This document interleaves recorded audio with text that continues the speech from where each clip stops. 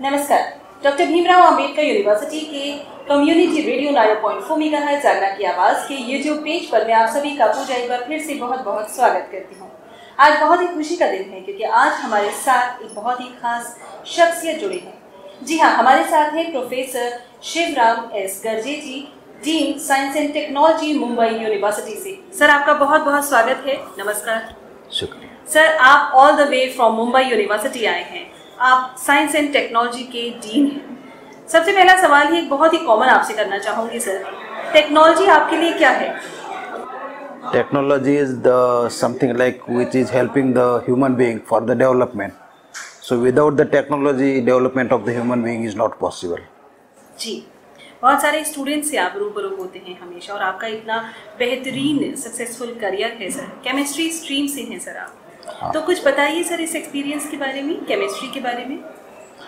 Chemistry is life, I should say, because right from our own body, all these are biochemical processes. और हर कोई चीज़ अगर हम around देखेंगे तो chemical processes are always taking place and chemistry is contributing in each and every field.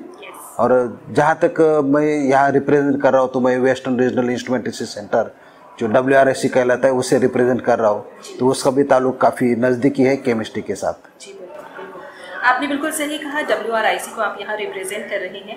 हमारे doctor Bhimrao Ambedkar university के Dawood Dayal vocational institute में 5 दिवसीय एक वर्कशॉप चल रही है, ऑर्गेनाइज की गई है, जिसमें WRIC का बहुत ही खास योगदान है।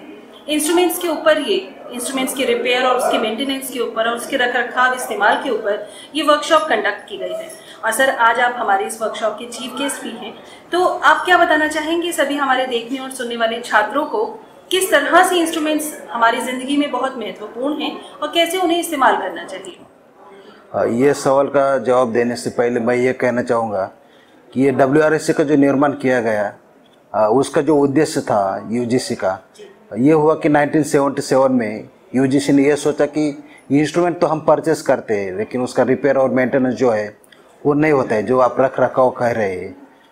तो ये मेंटेनेंस होना बहुत ज़रूरी है, अदरवाइज़ हम पैसा खर्चा करते हैं और उसके आगे क्या।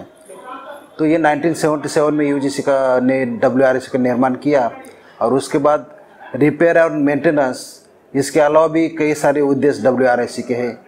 तो WRIC की टीम अलग अलग जगह जाती है और वहाँ के लोगों को उसकी ट्रेनिंग देती कि इंस्ट्रूमेंट की किस तरह से हैंडल किया जाए और उसे किस तरह से मेंटेन किया जाए। इससे ये है कि अगर हम उसे प्रॉपर हैंडल करें तो उसका मेंटेनेंस का कॉस्ट कम हो जाएगा और इंस्ट्रूमेंट तो काफ़ी हमारा ज़िंदगी में मायने रखते। आप कोई भी एक फील्ड ले लीजिए, जैसा मैं अभी सुबह बोल रहा था कि मेडिकल फील्ड ले लीजिए, तो उसमें इंस्ट्रूमेंट के अलावा और कुछ है ही नहीं जो डायग्नोस्टिक होता है।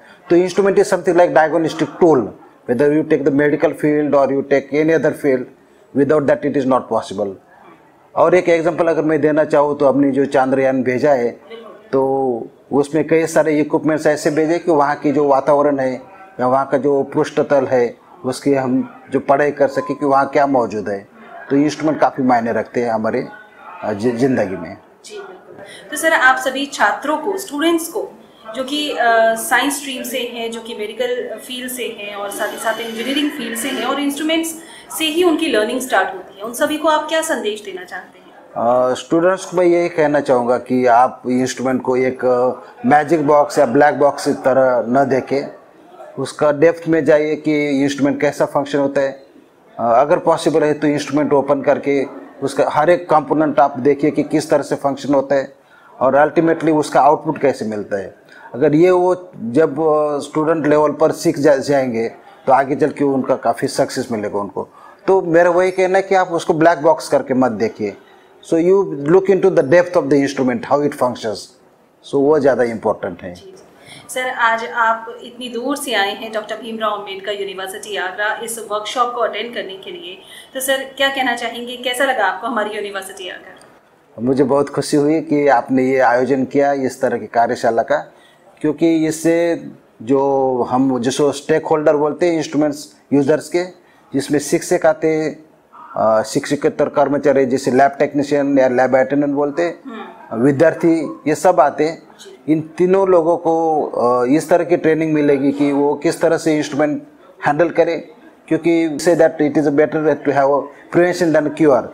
तो उस तरह का ट्रेनिंग उन्हें मिलेगा कि एक बार वो किस तरह से हैंडल करे, वो अगर उन्हें पता चले तो अल्टीमेटली वो भी सीख जाएंगे कि उनको कैसा उसको हैंडल करना है, उसको मेंटेन कैसे करना है, और बाय चांस अगर वो ख़राब होते तो उससे कैसा रिपेयर करना है वो भी वो सीख जाएंगे।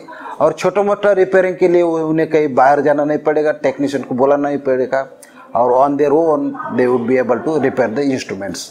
बहुत अच्छा, और ये भी उनकी ट्रेनिंग का एक पार्ट रहेगा। हाँ सर, हमारी यूनिवर्सिटी में इस तरह की वर्कशॉप पहली बार कंडक्ट की गई है, और वो भी हमारी माननीय कुलपति प्रोफेसर आशु रानी जी के निर्देशन में ये कंडक्ट की जा रही है, जो कि बहुत ही बेहतरीन है। और हम तो सर ये चाहेंगे कि इस तरह की वर्कशॉप समय समय पर होती ही रहनी चाहिए, बच्चों के लिए ट्रेनिंग सेशंस होनी चाहिए। सर, आज आपने हमें इतना कीमती समय दिया, sir thank you so much for being with us. Thank you very much.